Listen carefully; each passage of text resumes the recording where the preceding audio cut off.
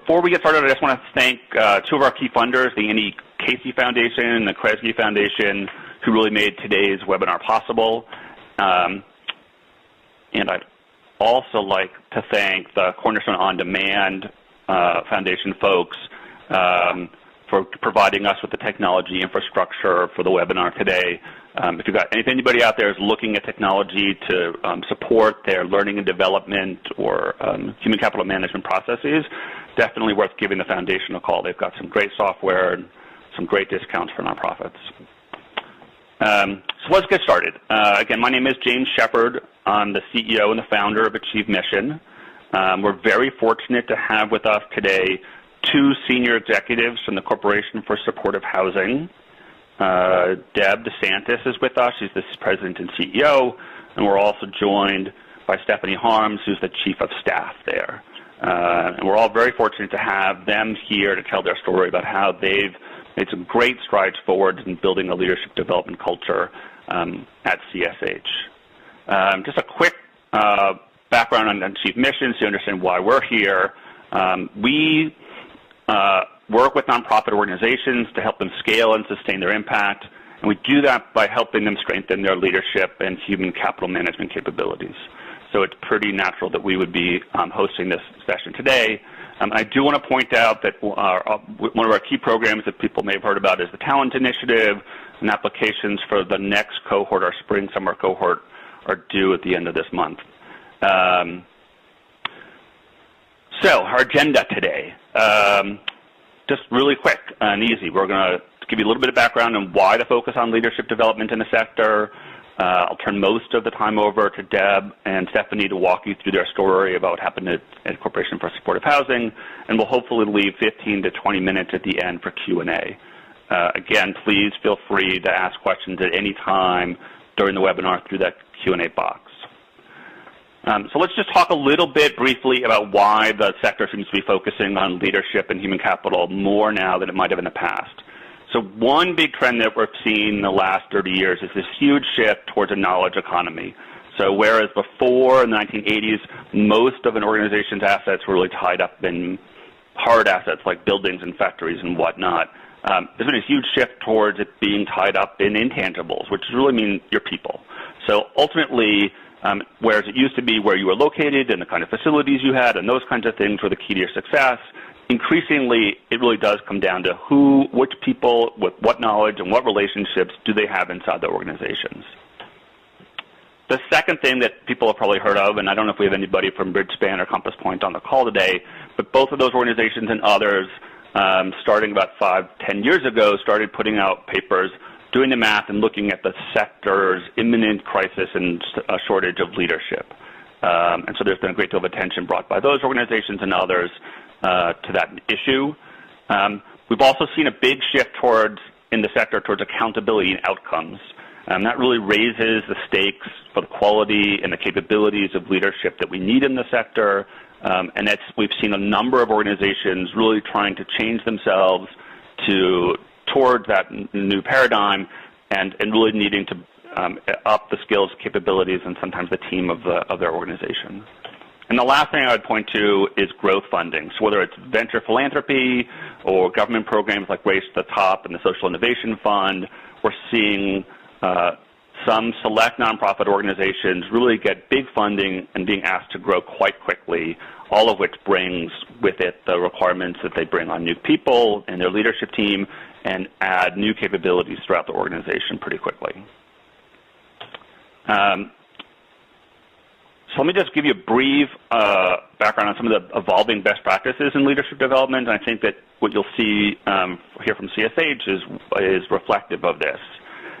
Historically, best practice is really represented on the left side of this. So historically, and this is looking at organizations like GE or IBM or some of the big corporations as well as some of the bigger nonprofit organizations that we don't typically think of too often on this call, but organizations that are, the multi-billion-dollar nonprofit organizations, and they've also made this transition.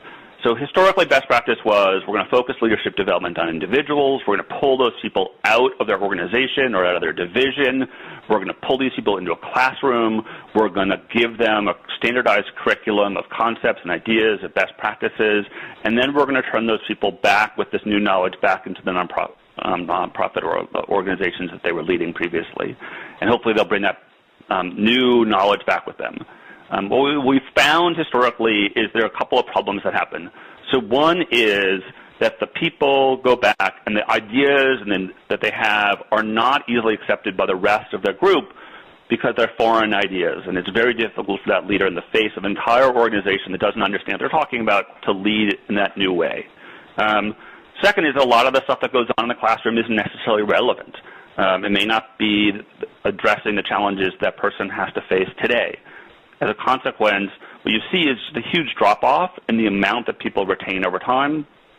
If 6 or 9 months later you haven't used that new capability, it's probably gone. The last piece I'd say is what we found in general is that as a result of those frustrations, a lot of these programs are associated with very high turnover. People have new skills, new capabilities, they're excited to go, their organization isn't accepting them, and therefore they go looking for greener pastures where they won't be quite so frustrated. So the shift has been towards a different paradigm. The paradigm is we're going to work on leadership on a collective basis. That is, we're going to work on it in the place where somebody's working.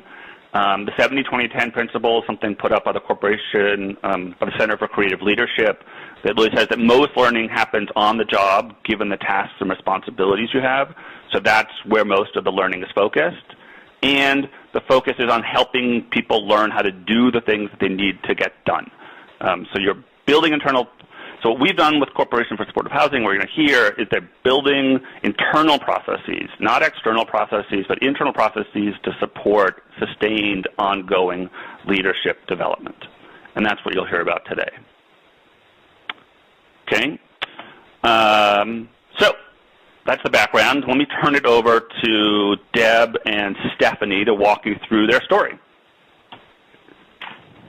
Great. Thanks, James. And let me also thank Annie Casey and Kresge Foundations, as well as AchieveMission, for giving CSH this opportunity to share our experience in building a leadership development culture. So let me start out by just explaining what CSH is and what we've been doing for the past 20 years. We are a national nonprofit that uses housing solutions to improve the lives of the most vulnerable people in communities across the country. And supportive housing, which is affordable housing with services, is an intervention that uses housing as a platform for fully integrating a suite of services such as psychiatric care, social workers, and it's proven to work for people who are struggling with the most complex and serious challenges of homelessness, addiction, and chronic health conditions. As I mentioned, we were founded about 21 years ago, and we're now recognized as the national leader in our field. We have approximately 100 employees working around the country in 15 offices, and through our consulting and training unit, we provide technical assistance and consulting services to about 35 states. We have a $20 million operating budget, and we operate a $40 million loan fund. We've been recognized by a range of organizations, including Monitor and Fast Company in their Social Capitalist Award, Harvard University's Innovation in Government Awards, the Wachovia Next Award, and we are one of the early recipients of the Federal Social Innovation Fund Award. Next slide. So what I'd like to walk you through today are some of the key steps we at CSH have taken with much help from AchieveMission to build a culture of leadership and talent development at CSH. And after this quick overview, I'll turn it over to my colleague Stephanie, who will walk you through some of these steps in more detail. So first, we had to recognize that we needed to invest in leadership development.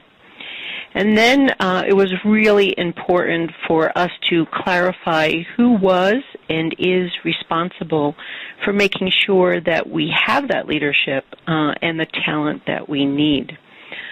Thirdly, we needed to define our leadership needs. And we determined what leadership and talent we had, and consequently what the gaps were between the talent we had and the talent we needed. We decided what part of the gap would be best filled by recruiting and what part best filled by development of our current staff. We used succession-driven professional development to raise the capabilities of our staff, and we defined metrics and reporting to measure our progress. So we're going to focus today on just a few of these steps. The next slide. The first is recognizing the need. So for years, we at CSH considered ourselves to be a very high-performing organization. In 2010, we proudly completed a decade-long effort to create 150,000 units of supportive housing, and it was ahead of our schedule.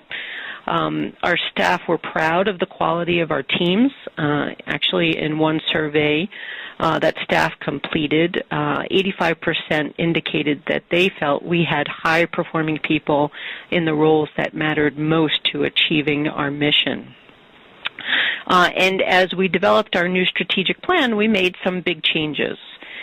We were looking to expand our geographic footprint. We were also looking to expand our policy work, which would mean that we would expand into new areas. So beyond focusing on those who were determined to be chronically homeless, we were looking to engage, as an example, the child welfare system and be more involved and familiar with health care reform. We knew we needed to create a new regional structure, which meant that we needed new leadership heading those regions. And we would be creating new programs, such as our new dimensions of quality and a new consulting services infrastructure. And we also knew that thinking about the long-term viability of our organization, we needed to diversify our revenue model. So in doing that, we were looking at how to advance social impact bonds across the country and also be a major player in the Social Innovation Fund. And so we decided that we needed to accomplish more of our work through partnerships, both externally and internally between many of our often siloed groups. And as we discussed this with our board, they helped us to see that even though we had an incredible team, we knew it would require new leadership and talent capabilities for us to be able to implement this new ambitious strategy. So ultimately, investing in leadership and talent became a core part of our new strategic plan. Next slide.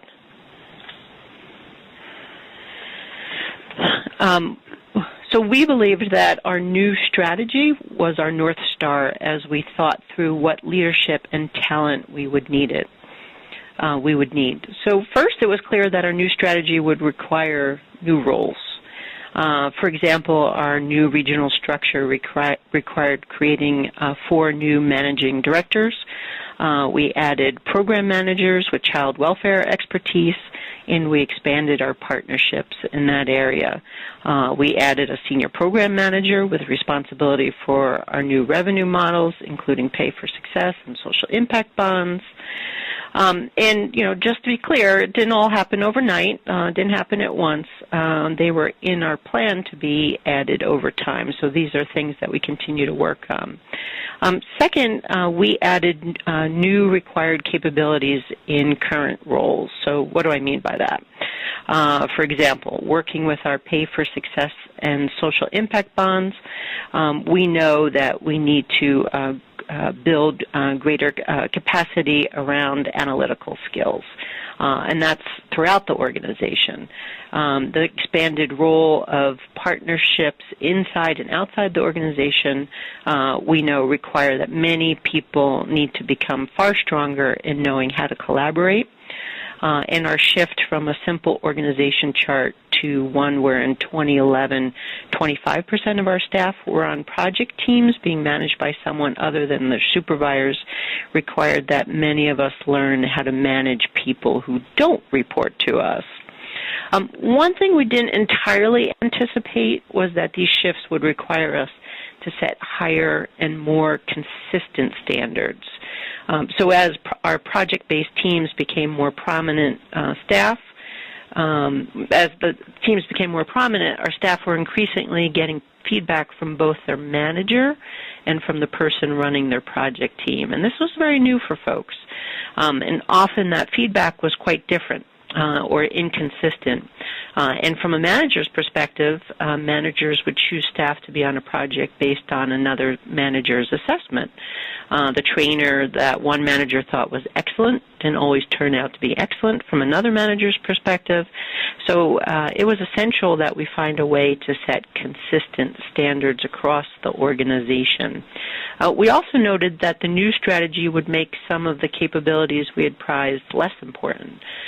For example, we had previously prized generalists who could wear any hat. And increasingly, we noted the need for specialists who have deeper expertise in a narrow range of areas. I think child welfare is a great example of that. So in the past, we would have program managers who could do a little bit of everything, but we knew the importance of identifying specialists who had deep background in a particular area. So, what became most important was that all of our leadership and talent needs flowed from our strategy, our new strategic plan. Our only goal was to make sure that we had the leadership and talent we needed to implement our strategy. So the next step in the process was to determine what leadership and talent we had. There are several ways we went about doing this. But I'm going to turn it over to Stephanie, who's going to walk us through two in particular. One you'll hear referred to as the 9-box, and the other our talent pipeline. Stephanie? Thanks. So as Deb mentioned, if you think about the sequence, our third step is really looking at what talent we had and then the gap between what we had and what we needed. And a really important tool in that process was the 9-box. You can go to the... Oops. That's okay. So, the 9-box looks pretty simple, and it's a tool for assessing leadership and talent. It has really two axes. Across the bottom, we see potential, and up the side, we see performance. And potential was kind of a new lens for CSH. And it really helped us evaluate the employees we had based on their potential to do more. That was to do more in new roles, to assume greater leadership positions, or sometimes it was to do more in the space that they currently occupied. So had they been performing fairly well, but with a little bit of support or a little bit of attention, could they do a bigger job in their current role? And then along the performance side, it really helped us look at just how are they doing in their current job, and how does that look over time, and is that changing over time? And separating performance from potential proved to be very eye-opening for us because we realized we could have a really high performer who really didn't have a career path and was doing perhaps the most they could do for CSH, or we had the reverse, someone who was a low performer but had a tremendous amount of potential. So it helped us just open our eyes on how to look at the talent that we had as an organization. So if you go to the next slide starts to show you and fill in the talent box or the 9 box a little bit more. So when we looked at this, kind of green in the upper right-hand corner were our high performance, high potential staff. And kind of the reverse corner, the red, is the low performance, low potential staff. And then there's kind of the folks in the middle. The bottom corner, the bottom left corner, was reserved for new hires or people who were new to their existing position that we just didn't feel we had enough information to kind of calibrate their performance fairly. So they were kind of passed for our initial round, but we've done the 9 box more than once. I'll get to the process a little bit later. And so you can't live in the orange box for very long. So again, it looks pretty simple, but you can see an example on the screen now of what a finished 9 box looks like.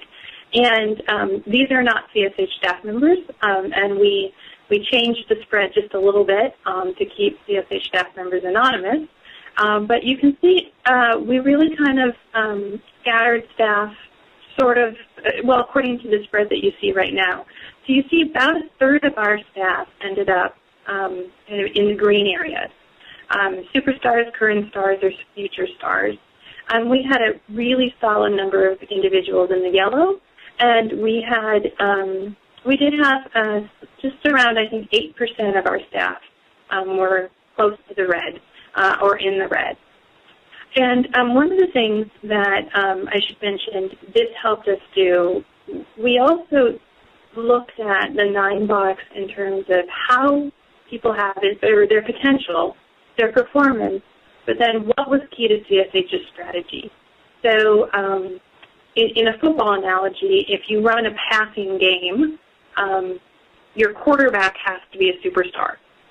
So we did an overlay of our finished 9 box to look at not only who fell in the green, but were they the A roles? Did we have A people in the A roles, or did we have superstars in those positions that were really key to CSH's strategy? So in any organization, you want key players. You want a number of people in your middle yellow box. But the important overlay, or the important consideration for CSH was, it's okay to have key players. It's great to have 25% of staff as key players, but we had to make sure they were in the right role. Because as I said, there are some roles within the organization that we just really needed to be filled by a superstar, or else our strategy wouldn't work. So if we go to the next stage, a little bit about just how we did it and the impact. So we first led with the executive team, and through the help of AchieveMission, we did a kind of a train by doing exercise where all of the executive teams came together and went through our direct reports.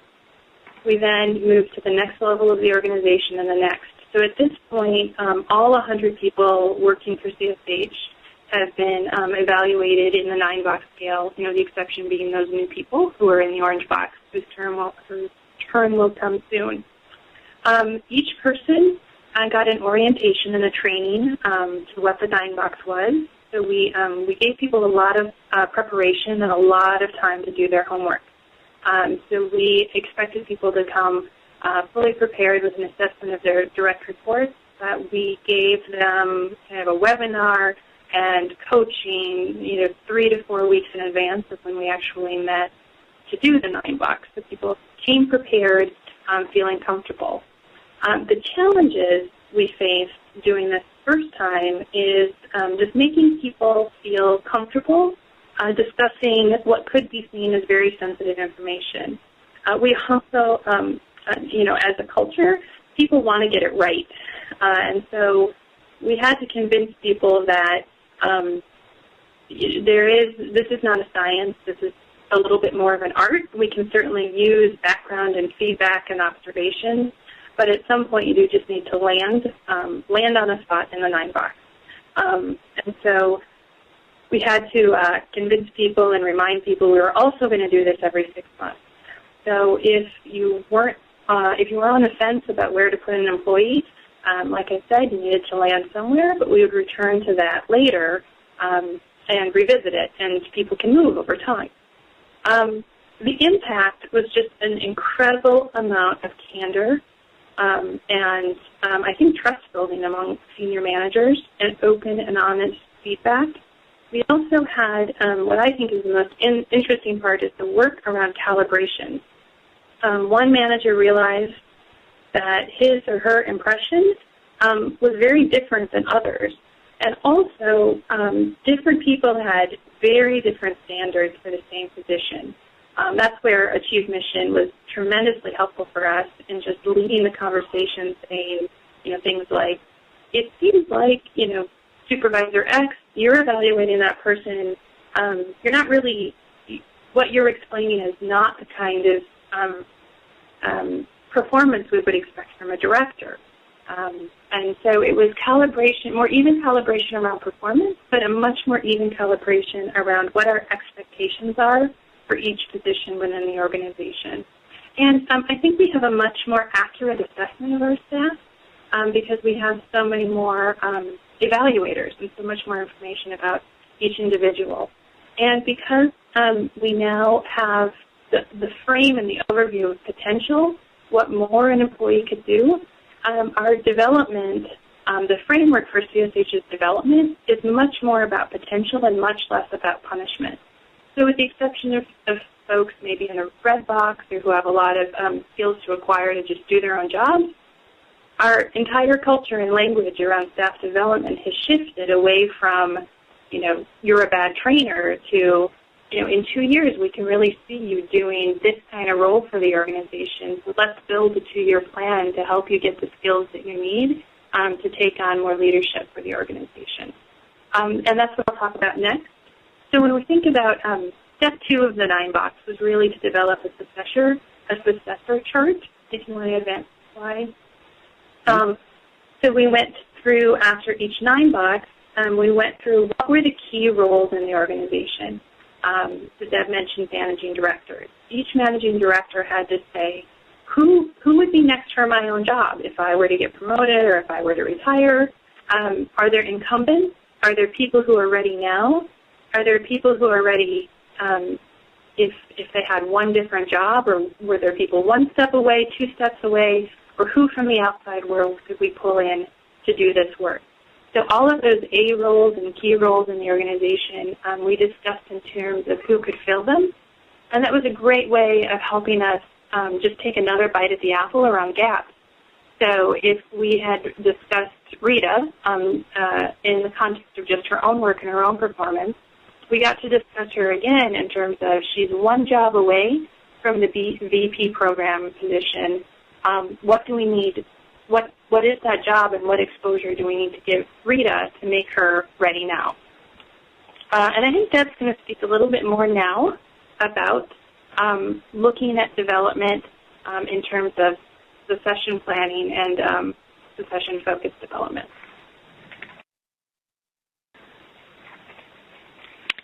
Thanks, Steph. Yeah, thank you.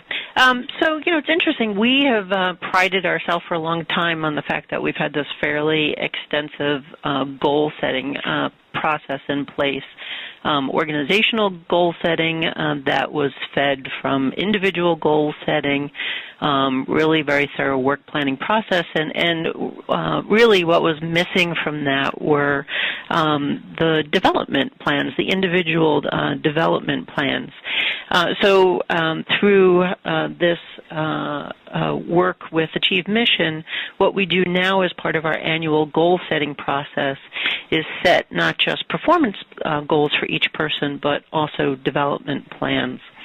And, interesting, when we thought about development plans in the past, it was not uncommon for a manager to note, Sue is going to go to X housing conference this year. Let's check off that development plan box. Now that doesn't qualify for development planning at CSH. The process we now utilize is that as part of the goal-setting process. Each manager sits with their direct reports, and pulling from the work we did as part of the succession charts that Stephanie just walked us through. They talk about all the future possible roles and responsibilities. And it's important to point out that we only looked at one succession chart earlier, but it's very common for one person to be in the succession line for several roles. So yeah, you might your development within an organization is not just confined to your particular unit, really. The entire organization is open to anyone. So the conversation between the employee and the manager includes finding out which of the roles is of greatest interest. And for the selected roles, they identify capability gaps. So they might say, well, I'm really very interested in being the director of one of our field offices, and the manager would point out, well, you don't have very much management experience, and that role really requires management experience. So let's talk about how you might get that management experience. And then together they build the plans that are going to close those gaps. And through this process, we've learned and have seen some big changes within our organization. First I will say, might sound corny, but we understand our staff so much better. When we started this, there were lots of aha moments, and a good example is through the development conversations, one of the directors of one of our field offices expressed an interest in leading a national initiative. Not something we were aware of. Just thought, she was doing a great bang-up job in her role. She was managing staff, didn't know that she had that interest, and so we just made her the leader of one of our national initiatives, and we split her time. So she's only managing a field office 50% of the time, and now she's managing a national initiative 50% of the time. So didn't know that interest. We had a need to have this initiative led by someone, and we were able to accommodate that through a different structure. We've also, as I think I briefly referred to, development is no longer a nice-to-have thing that we do just as a perk, meaning send someone to a conference. Development is now driven by the organization's and the individual's needs. And people are responsible for developing because we need them to develop and we need them to advance our strategic plan. Managers are now held accountable for developing their talent, and they're responsible for developing talent to fill the organization's future needs. And they know what those needs are because they know what their strategic plan is, and they've done the gaps analysis with their staff to know what capabilities, capacities need to be developed. And I think the most important thing is that there's been buy-in from all the managers in the organization, all senior staff, and so everyone recognizes that development is now a team effort. Managers are not just developing talent for their own silo because their staff could be deployed anywhere else in the organization, so they are developing talent for the organization's needs, and some of those needs could be and probably will be elsewhere in the organization. So, Jim, we were going to do, James, we were going to do a time check at this point. Do we have time to do this slide? Yeah, I think we do. Okay. I think we're in good shape. Yeah. Okay. So, responsibility. This might sound so simple, but this was just so important to us and has made a big change, or we've seen a big sea change in the organization because we have intentionally clarified who is responsible. Accountability has become a big thing in our organization. It is verbiage that has leaked into our lexicon now, and we've invested in sending people to be trained in accountability. Before, HR was generally responsible, but it was also clear that this was not the focus on their day-to-day work, and that the big decisions like who we hire were not under their control. So how could we really hold them accountable? I was generally accountable, but it was not a clear goal, and there were no clear barometers of success other than us hitting our overall goals. The board had no real sense of its own responsibility. Our managers did hiring, but had no clear accountability to the larger goal of ensuring we have the leadership and talent we need. And staff had no sense of themselves as having a responsibility to the whole organization. And as I've talked to other nonprofit EDs and CEOs, I think this resonates with a lot of folks. So now the new paradigm is that talent management and leadership development is a clear team responsibility. It's part of our culture. HR's role is to provide the expertise, the processes, and the support to support the team's success. The board's role is to model best practice by setting up my development plan and by setting up policies such as our compensation philosophy. And as Stephanie and I mentioned earlier, managers are now clearly held accountable for developing talent on their own team, and staff are now accountable for developing to meet our succession plans, and they hold their supervisors accountable for helping. So in the next slide, we're going to talk about impact. Steph's going to talk about better leadership. Yes. So we've talked a little bit about impact as we've gone along, but it's just been striking and really exciting to be part of the organization at this point, where in addition to kind of supervising, understand that they are accountable, they find that they're becoming a much better supervisor. Through the development conversations, it was a colleague that works closely with me in the office had just gotten through, I think, his third really focused development conversation with a staff member, and he was just beside himself with excitement. He was a pretty animated person to begin with, but he said how much he's growing and improving as a supervisor.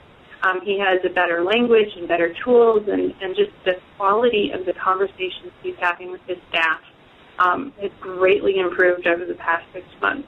So not only does he feel more accountable, but he feels just better equipped to be accountable and to kind of rise to the challenge. We're also just having deliberate conversations at regular intervals about potential and about the future. We started our work about 18 months ago, and we had a really strong realization that most of what we were doing was looking backwards. Our performance management was focused on how did you do over the past year. We did ratings based on how people did in the past. We now have intentional conversations about the future, again, at regular intervals, and we were able to, through budget processes and changes in budgeting priorities, develop a pool of resources to really kind of put our money where our mouth is. And so now we have a resource pool allocated for talent development in a way we've never had before.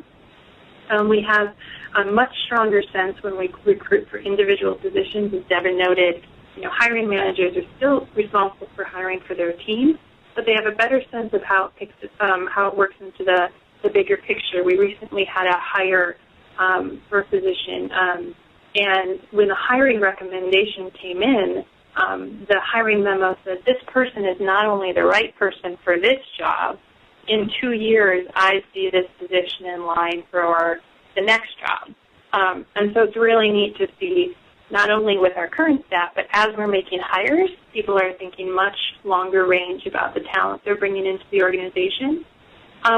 We're focused on transitions. I think the red box and the 9 box is certainly something that we are having more intentional conversations about. Is this someone we transition into a different job? Is this someone we transition with their skills? Or is this someone we transition out of the organization and we have a much more kind of team approach. I don't think managers feel like, it's now their job alone to kind of focus on the Red Box employees, but there's a team around them. And we're all working together. We've talked a lot about succession. As James noted at the very, very beginning, we do a lot more training, but training looks a lot different. So we do a lot more mentoring, trying to pair people up so they have exposure to a new assignment. We have people who, let's say they're trying to build a new skill. So now, they have to show they're spending 1 hour a week on that. And things are just more transparent. As we talked about, we have a more uniform language. We are now holding people to a similar set of expectations. We're more evenly calibrated across the organization in terms of what we expect of different positions. I think Deb has some comments about just overall results. Yeah, thanks, Steph.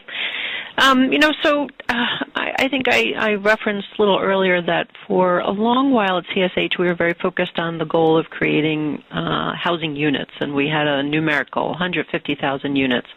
And that really drove our strategic thinking. And then this year we rolled out a new strategic plan that does not have a numeric goal driving our work. It has us going into new geographic areas, new programmatic areas, developing a new funding model. So there's a lot of things to be excited about, and there are a lot of things to be scared about in our new strategic plan. And the thing that I'm not scared about anymore is knowing that how to define what our gaps are and go and get the right people to help us achieve our goals. We now know who we need, and we know who we have and how we work with them to develop them even further to help us achieve our goals. I think the other thing is we've become less reactive. A good example of this is if thinking about our 9-box, we had an individual on the 9-box who was high performer, director of our innovations work, and he recently left to take a new job. And before we had done any of this work, I can without a doubt tell you when he called me up and said, I'm leaving for another job, I would have freaked out. But the reality is when he called me up and told me that, as much as I value what he gave to our organization, I knew we had the tools to create a plan to get us the talent we needed to not skip a beat in our organization. And that felt really good. And James asked me, so did this make a difference in how you think about coming to work every day? And it really did. I think because of the transparency we created in the organization, the communication improvements that we've made, we've fostered stronger relationships. Everybody is excited to be part of CSH's work and own CSH's future. I think we all just feel a lot lighter and more excited about our work and clearly more confident that we will achieve our goals because we have the right talent to do that. So it's been exciting. So James? Thank you. Thank you, Deb. Thank you, Stephanie. So I want to, we now have some time open for Q&A. We've got Steph and Deb for another 10 or 15 minutes, I guess. And I'd really like to open up the floor, I guess, so to speak.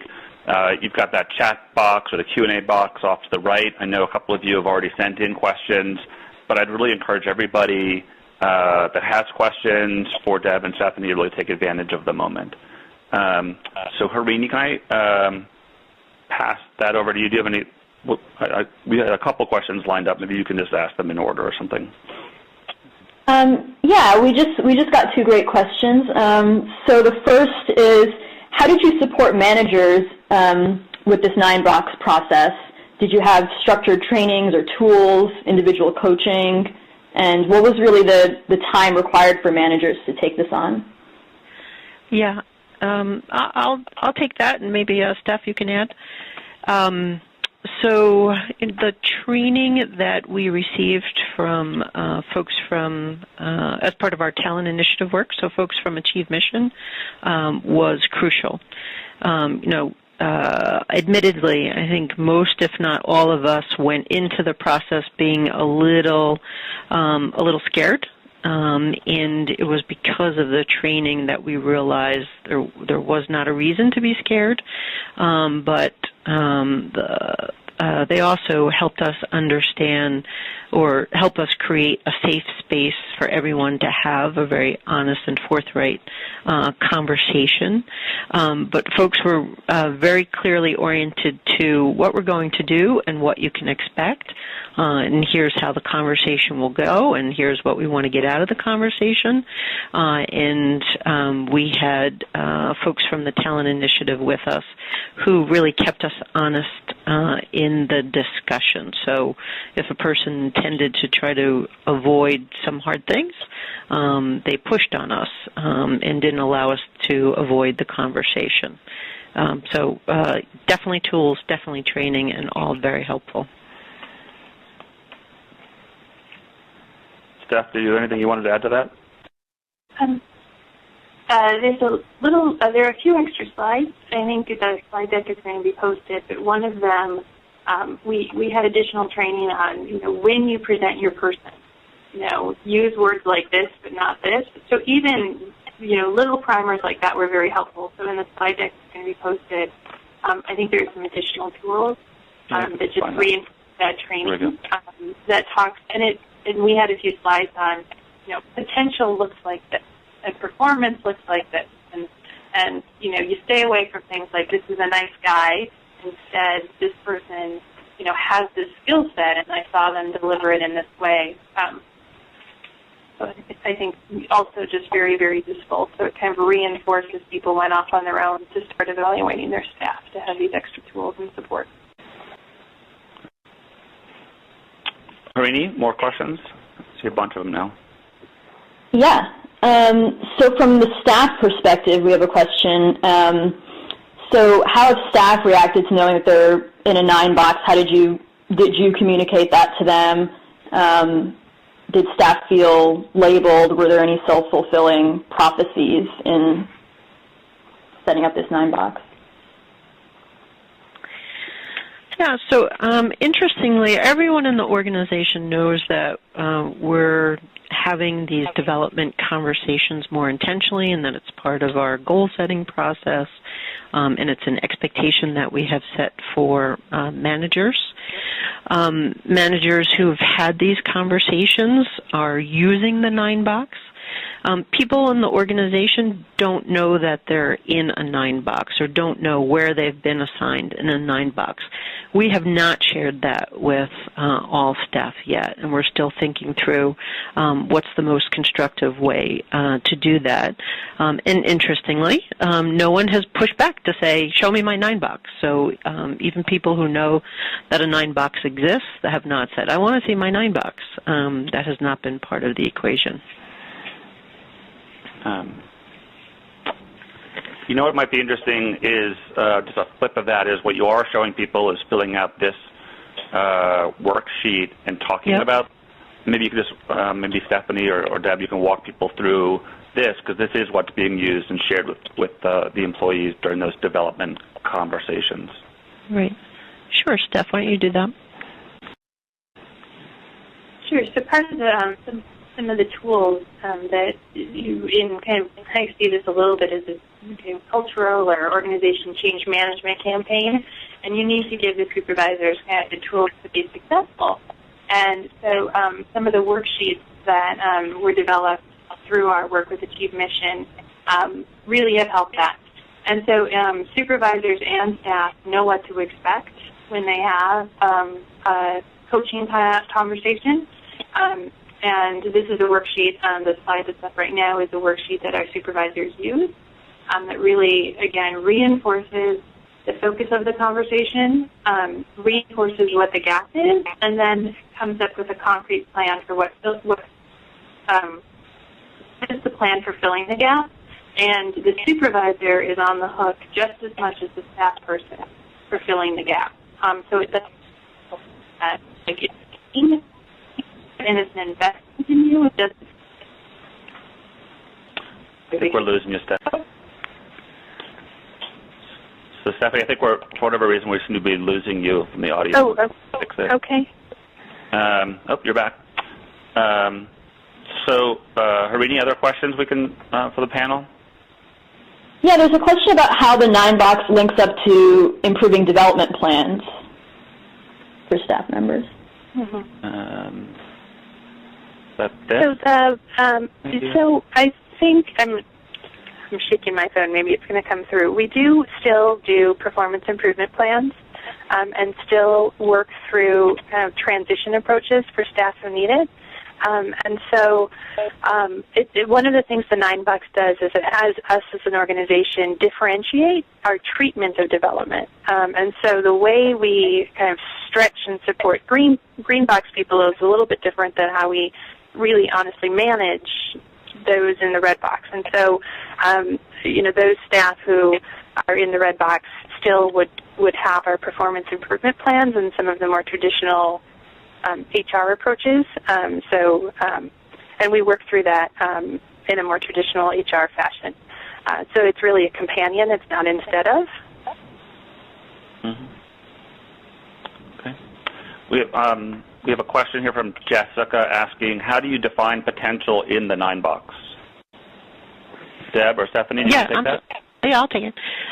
So potential is, when we talked about potential, we talked about the next best thing for them to do. So what is their potential to advance in the organization? If they were a director, what would it take for them to be a managing director? If they were a managing director, what would it take for them to be chief operating officer or CEO? Or if they were a program officer, what would it take for them to be a director? And then there were people in the 9-box that, we had a sense that they had maxed out at their potential, that there was no room for them to advance, or we might have had some thought that they really were just very comfortable in that position. So then the conversation was, okay, so how do we retain this individual?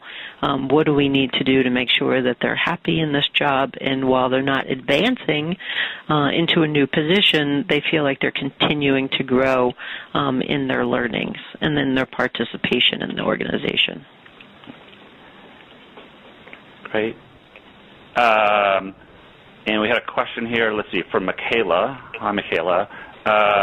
Asked, what did you find to be the most challenging stage of the process for you as the CEO?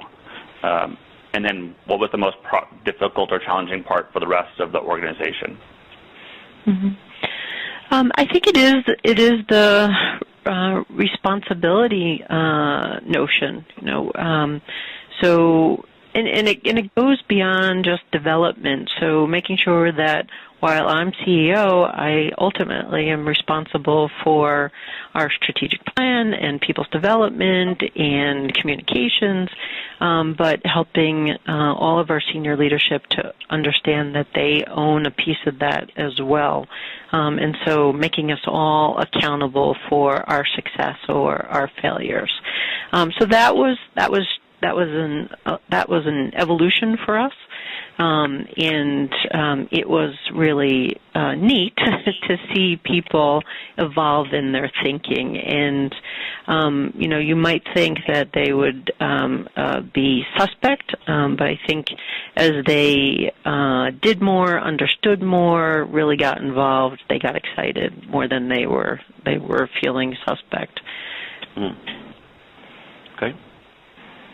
And, I'm sorry, was there a second part of that question? Was there? Well, I guess the other part of it was what were the challenges, what was the hardest part of implementing this for the rest of the organization? Yeah, and I think, getting people comfortable so that they knew So it was really important for us to create a transparent process for everyone in the organization. We didn't want anybody to be surprised by any steps we were taking. So, if you think that you're a great communicator or you're doing a great job communicating to staff what's going on, then, quadruple those efforts. And that probably still isn't enough. So we really did have to ramp up our internal communications. If I remember correctly, you guys had a lot of fear on the part of managers when they were going for the first time to have these kinds of development conversations with their staff, just because they had never done that before. Mm-hmm. Do one of you want to try to just explain how you helped, what that felt like, or what kind of feedback you got from people who are getting ready for those meetings, and what you did to help get them over it? Yeah, so we had a couple people who said, I don't really feel comfortable having these conversations because I've never had these conversations with staff before, so they're going to think something's up. And that's just wrong to begin with. It's so wrong on so many levels, right? The fact that we weren't having those conversations, and then people would be suspect because they were having them for the first time. So first we had to set the expectation that these are the conversations you should have been having, and these are the conversations you need to have regularly. This is not just a check-in at mid-year or a review at the end of the year. This needs to be a very fluid process. You should be engaged with your staff having these conversations all the time, regularly. And so helping them to kind of role-play how they would have those conversations with their staff, I think was extremely helpful. And it was suggested to us that we have peers within the organization who could act as coaches. So Stephanie, who's our chief of staff, she was a coach. And Connie Temple on our staff, who's our chief operating officer, she was a coach. So people, before they had conversations with their staff, they could reach out to either Connie or Stephanie and role play with them, ask them any questions, suggestions. What would you do if this person says this? What do you think I should say? And then they were available to them following those conversations to just provide feedback. So I think folks found that extremely useful. Great. Thank you. So I think we're almost at the top of the hour, so let me just wrap things up. I want to thank everybody. I want to thank our panel, obviously, Stephanie and Deb, thank you very much. Again, thanks to Robin and George for the support on the technology side. The presentation, I think we've had a bunch of questions about this. The PowerPoint will all get mailed to anybody who's on on the conference call today. If you want access to more resources that we'll be publishing in the future, please reach out to Harini, whose email is listed there. And again, thank you all very, very much for attending. It was great to have such a great audience today. With that, we'll wrap things up. Thank you. Thank you.